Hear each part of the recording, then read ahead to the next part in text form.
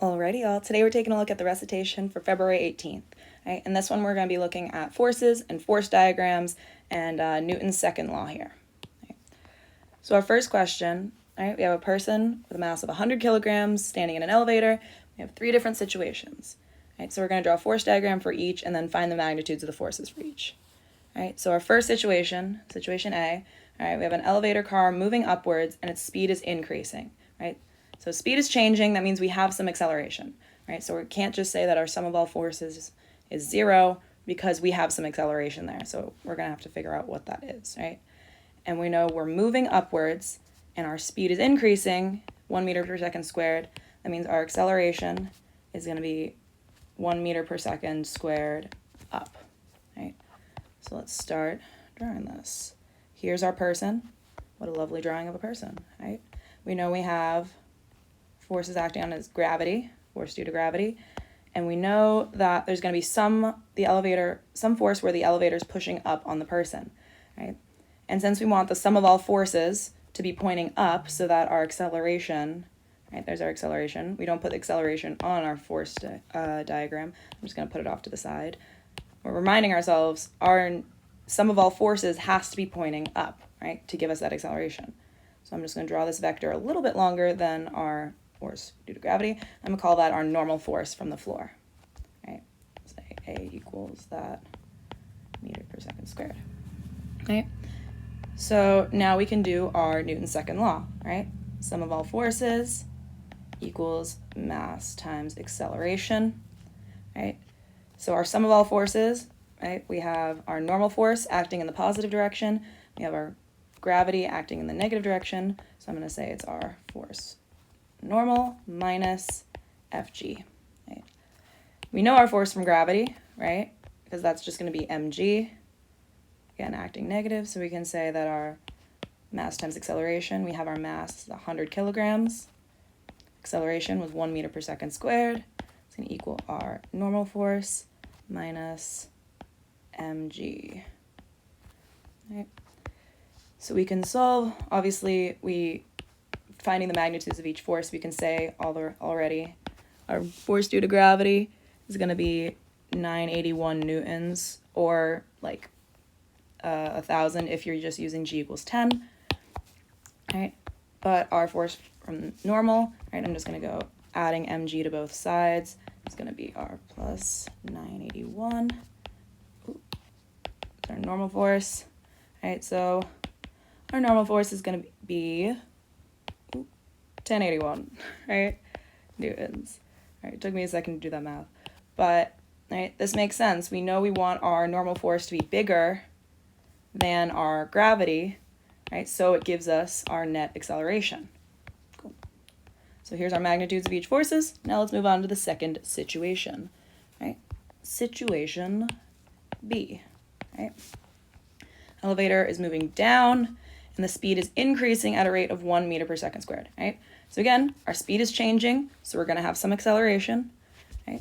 We're moving down, and our speed is increasing as we're moving down, which means our net acceleration is going to be down in our 1 meter per second squared, right? So now let's get to our force diagram. Here's our person, right? We have the same force due to gravity. Ooh, that's supposed to be an F. Right? Force due to gravity because, right, our gravity doesn't change because that's just our mg, right? So we're going to have a similar-ish magnitude if I effective-ish drew it to scale. But now we want our acceleration, net acceleration, to be pointing down, right? So that means that I'm going to draw our normal force, again, our floor pushing on the person, but when we add these together, we want it to be pointing down, so we need our gravity to be slightly bigger than our normal force so that when we add them together, we're pointing down, right? So now we do our same thing. We do our sum of all forces equals ma, right, which is going to be, again, Fg pointing down and our normal force pointing up. I'm just going to skip right to the end and say that's mg, right? So again, our gravity force doesn't change. It's just our mg. So that's still going to be our 981 newtons. So we can say that our mass, 100, times our acceleration, which is now -1, is going to equal our normal force minus 981. Okay. And then if I'm doing the rest of this math out, it's going to be 981 minus 100. It's going to give us our normal force. So that means our normal force is 881 newtons.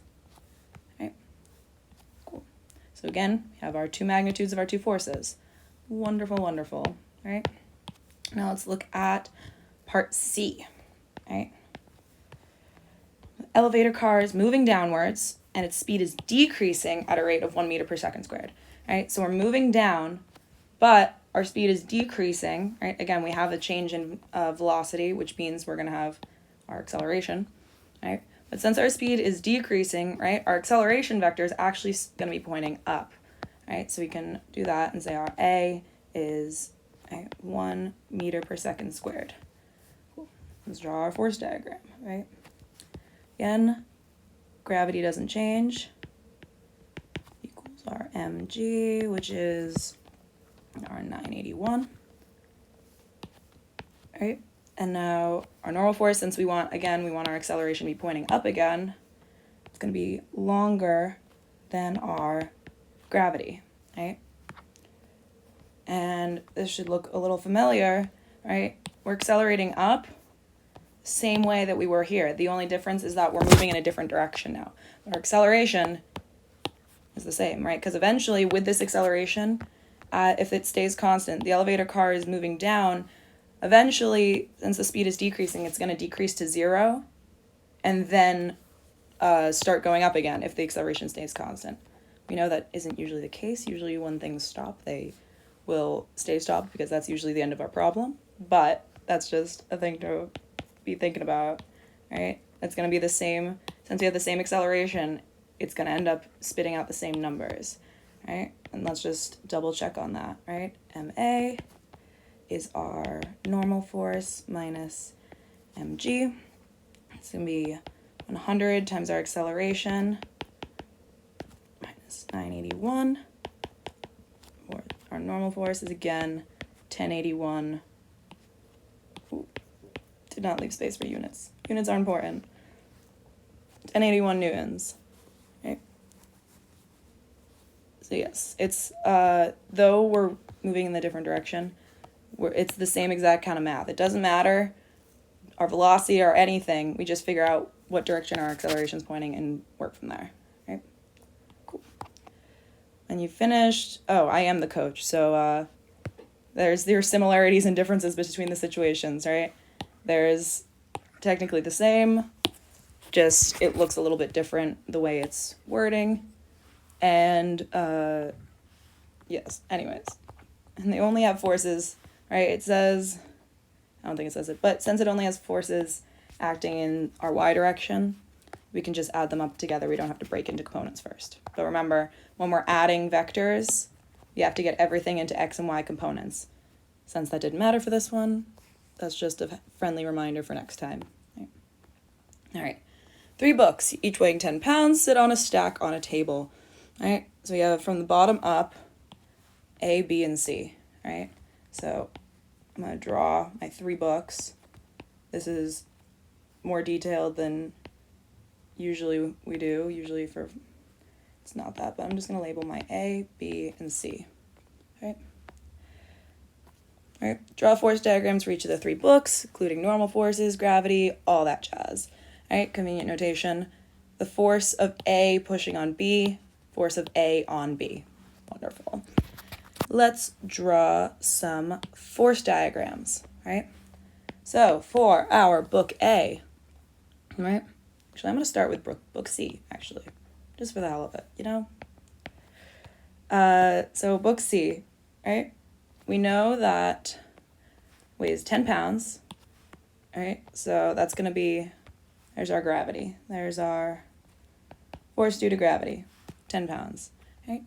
And we know it's just sitting on the table, so we want our sum of all forces to equal 0 so that we're not accelerating, right? So we're just going to have a normal force this is our force of block B on block C, book B on book C, right? And that's going to be acting up, and they're approximately equal. I'm just not quite drawn to scale, right?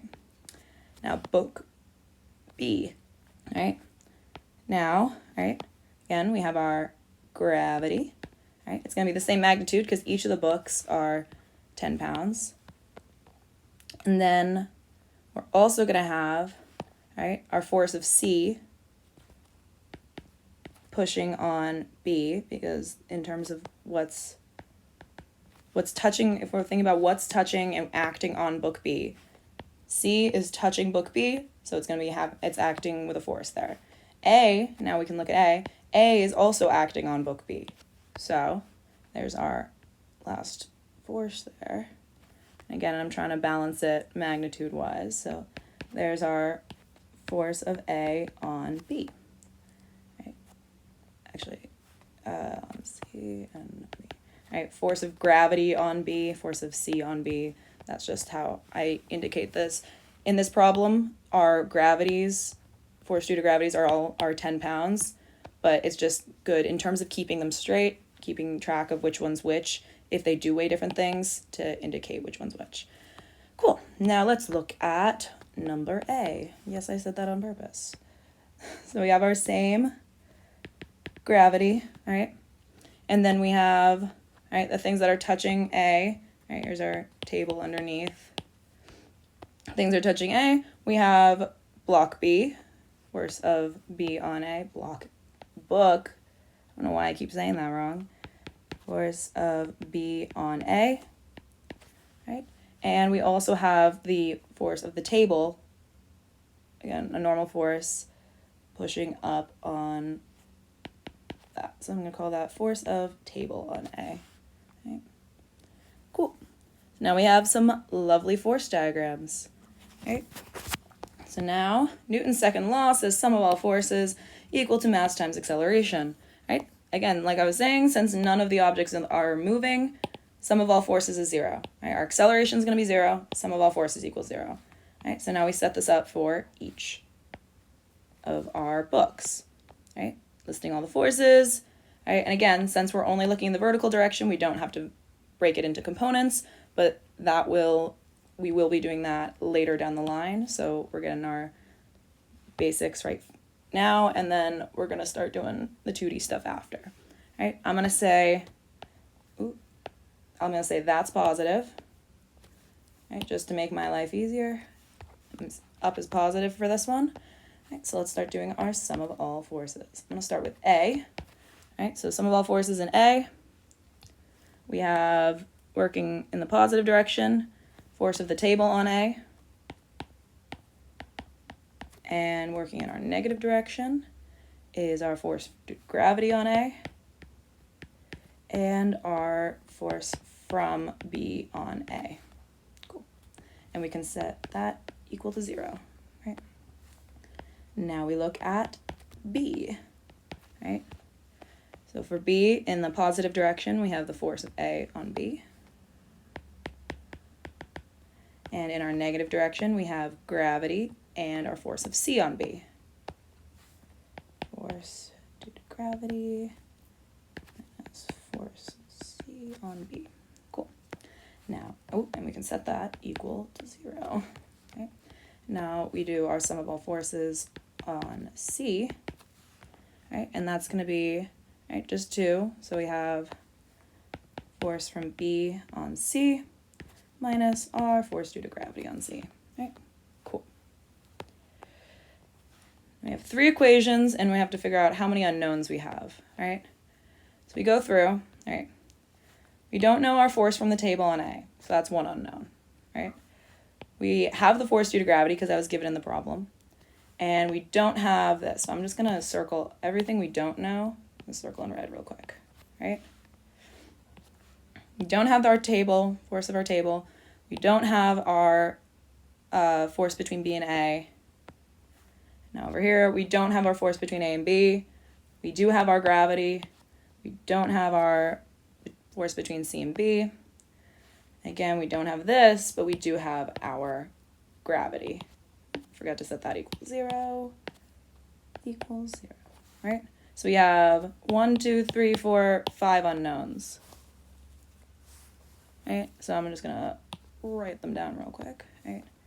Our force from the table on A, our force from B on A, force A on B, force C on B, force B on C. Okay. Cool. And we do know our gravities, they're each going to be 10 pounds, right? Now we get to associate some of these. You may have noticed that some of them have the same letters, right?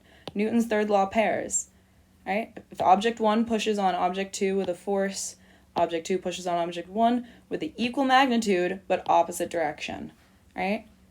So the magnitudes are equal, but it's going to be in the opposite direction. So now let's start finding our third law pairs, right? We said that we have a force from B pushing on A, right? And there's our force of A pushing on B, right? So our magnitudes, right?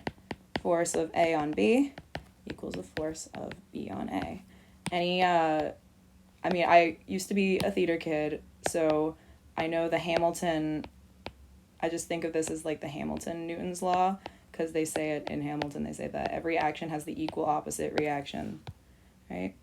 I don't know why that looks gross, but there's a fun way to remember it, that our action will have an equal and opposite, equal in magnitude, opposite in direction, reaction, right? And then we can say the same thing about our force CB is going to be our force BC, right? They're going to have the same magnitudes. Now, that gets rid of 2 of our unknowns, right? We have 2 more equations. Now we can plug these in up here. So now we have 3 equations, and we got rid of 2 of our unknowns, so we have 3 equations and 3 unknowns, and we can solve this as a wonderful system, right? So now, does it give you enough information to solve the system of equations? Yes, it does. So let's look at solving this. I don't want to rewrite my equations, so I'm just going to borrow them from up here. And again, right, we were saying that it's an equal in magnitude but opposite direction, right? Down here, right, BC is a positive here, but CB is negative here, which makes sense, right? Same thing, positive AB, negative BA. So that works out for what we know should be true. Just keep an eye on that. So I'm going to start, right, this equation has the most, has only one unknown. Right, so our force due to BC, right, if we plug in our 10 pounds equals 0, so our force from B on C is going to equal 10 pounds, right? Which is also going to be our magnitude of our force of C on B, right? You just said they're going to have the same magnitude. So now we can plug that in over here, right? So our force from A on B is going to minus our 10 pounds for gravity on B, minus our 10 pounds from that force of C on B equals 0. So we can get that our FAB is going to equal 20 pounds, right? And same thing we can say before, BA is also 20 pounds,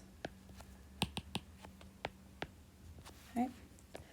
And now over here, right, we have force TA, which we're trying to solve for, minus our 10 pounds for gravity of A, minus our 20 that we just said was over here, equals 0. So we can say that our force on the table on A equals 30 pounds.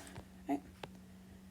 And if we were looking at the force that A was pushing on the table, right? A is still going to be pushing on the table, right? Equal and opposite reaction. We could say that was the same as this, but we don't care about that right now. We only care about everything going on with the books, right? You should have figured out how big all the forces are. How much force does a table exert on the bottom book, right?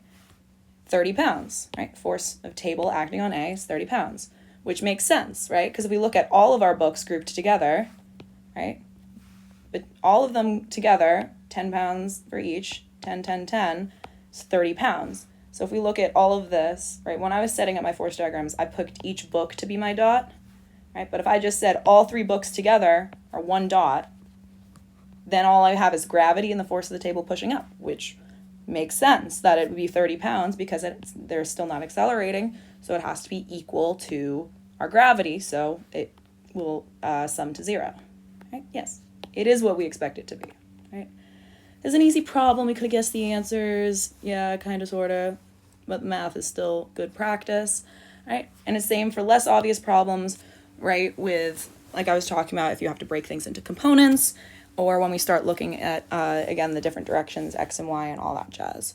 Right? So some common mistakes to touch on. Right? Oop, I don't know why I did that. Right? So a big mistake that we should discuss, right? I was saying before, there's no force from C acting on A, right?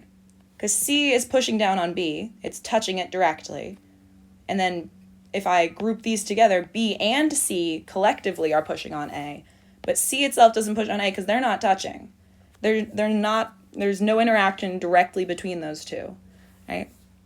When we set up all of our equations, right, I say that, right, if I tried to set these up in slightly equal magnitude, right, we can see that, like, our forces on A, though the gravity is all going to be the same, forces on A get a little bit bigger because of this, like, compounding thing. But we can't say that there's a force from C acting on A, right?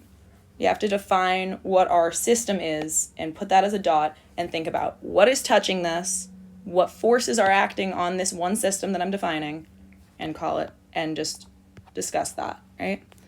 We also, something to remember is that, right, they're going to be equal in magnitude, but in the opposite direction.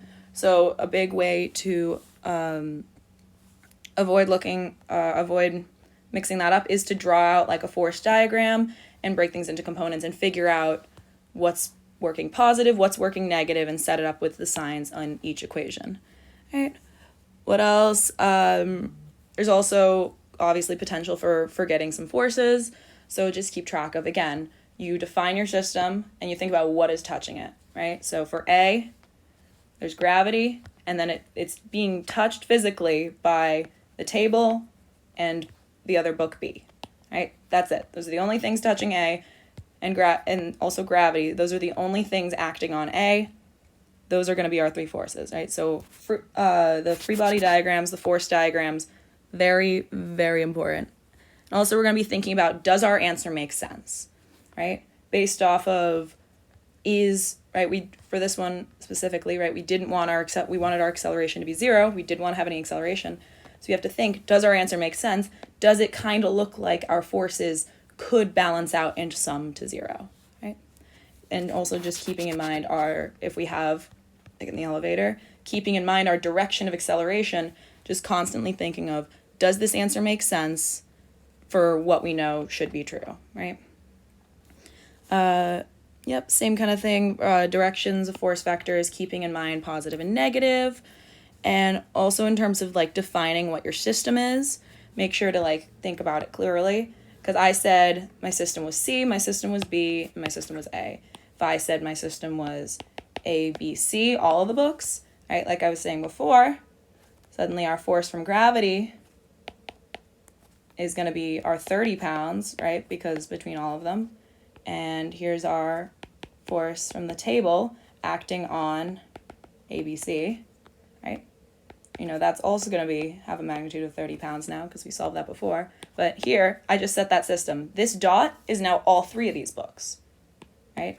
And all these forces in between, BC, AB, CB, and BA, those are internal forces, right? So we can just, if we set up our system in such a way, we can just ignore the forces between things, right? Same thing, right? If I say my system is C and B, right, I can say, here's our CB,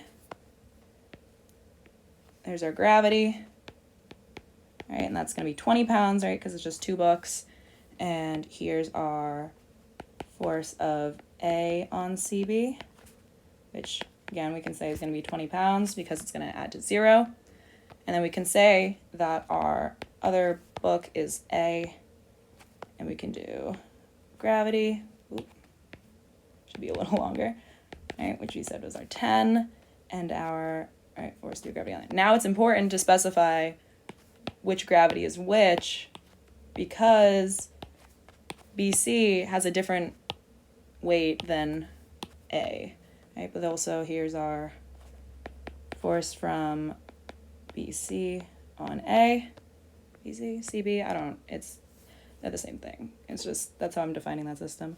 And here's our force from the table on A. All right, here, since I set my system as CB and A, now the group of CB is acting on A, right? So technically, right, I was saying before, when C is not acting directly on A, if I lump these together, C and B together collectively are acting on A, right? And we know that our force from the table was 30, so this is going to be 20, which again makes sense, right? Because equal and opposite to this one's pointing up, this one's pointing down, and it adds to 0.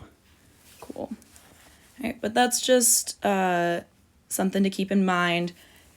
Whatever this dot is, that's what we're calling your system. And that's like keeping track of your system, keeping track of positive and negative directions, and making sure we're only doing forces that are acting on the system. Okay, that's very important. All right, that was what we were just doing. All right, final question. All right, so there's 2 astronauts, and they're trying to figure out if they're still in space or if they've landed on another planet. So all the spaceship's sensors and navigation has stopped moving, has stopped working.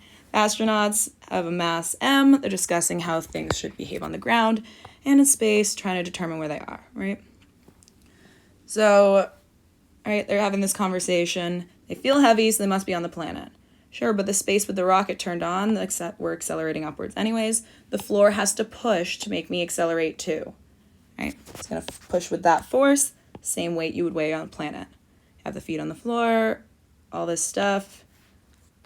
So it's going to be similar to Earth, right? So we can't use that. What about the motion of things?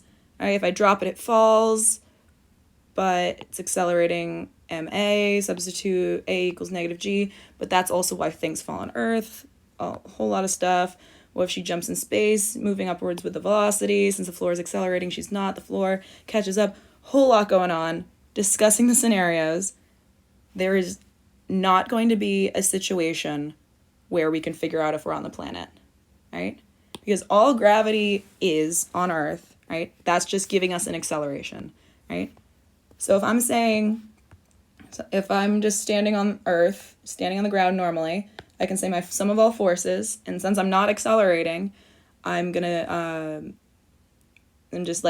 standing on the ground, right? We can say that's our force of our normal floor pushing up on us minus force due to gravity, right? And I'm saying that equals 0. So we know that again, what they were saying, the way it feels, you feel the floor pushing back up on you, that's just going to equal your mg, right? Which makes sense, right? That's the normal force pushing back up. But since they are floating, there's no gravity for them. So in their spaceship, right, our sum of all forces is just going to be our normal force acting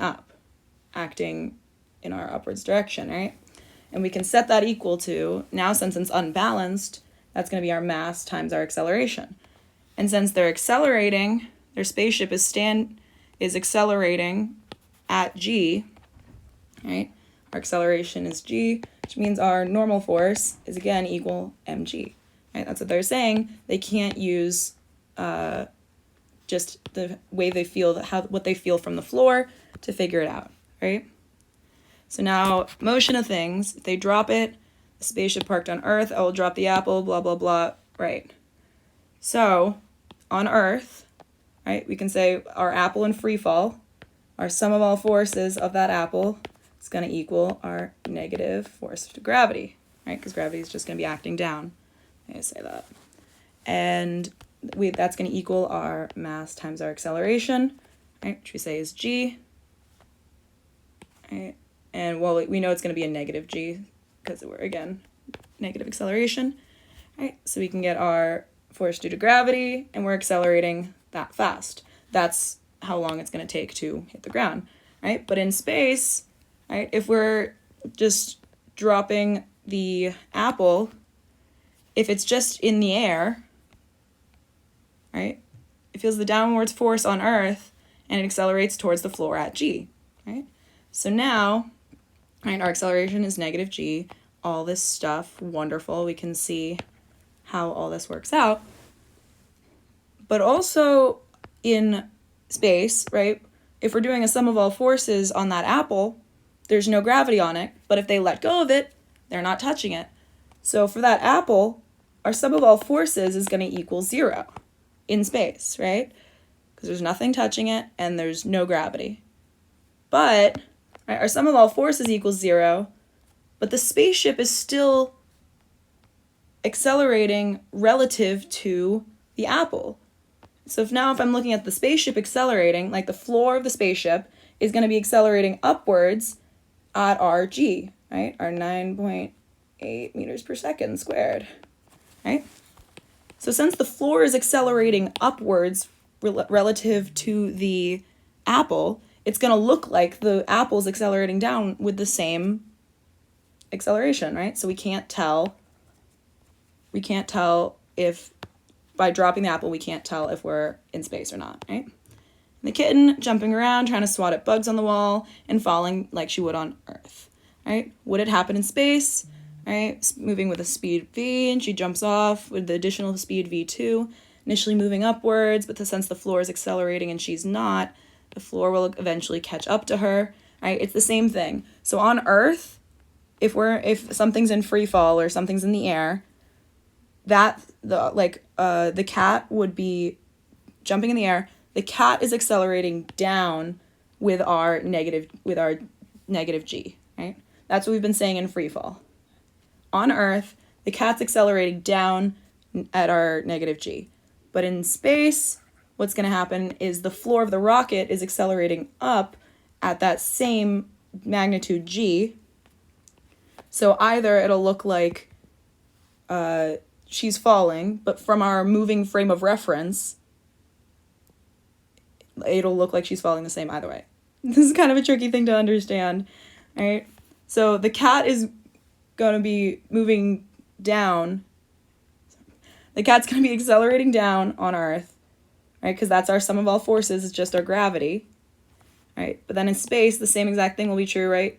Sum of all forces is going to be 0, but the floor is accelerating below her. So the floor is going to catch up to her, and it's just going to look at the same, like it's the same acceleration. Okay. That's a kind of tricky thing, but we can't tell if we're in space or not, right? Because our g is just, it's just our acceleration, just our consequence of acceleration. All right, I hope that kind of made sense. Let me know if you have any more questions about this recitation or anything else that you want me to try to explain, and I will do my best to try to explain it because I guess Sydney explains stuff.